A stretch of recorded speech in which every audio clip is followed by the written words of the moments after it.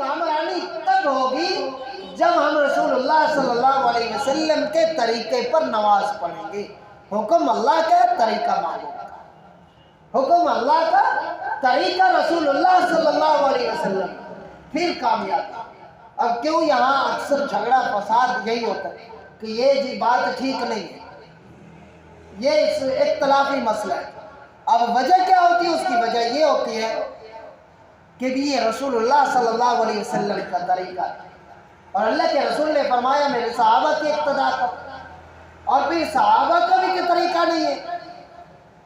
فرمایا خیر اپنی مرضی سے دین نہیں، میں اپنی مرضی سے خوشی کروں، میں اپنی مرضی سے غم کروں، میں اپنی مرضی سے دکانداری چلاؤں، میں اپنی مرضی سے معاملات کروں، یہ دین نہیں ہے، یہ میری اپنی مرضی ہے، لیکن یہ کامیابی نہیں ہے۔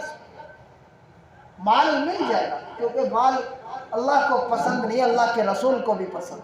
مال تو کافروں کے پاس بھی، دولت تو کافروں کے پاس، غیر مسلم کے پاس بہت زیادہ ہے، لیکن اس کی وجہ ہے کہ اس کی وجہ یہ ہے کہ آخرت میں ان کا کوئی حصہ نہیں، کوئی بھی حصہ نہیں۔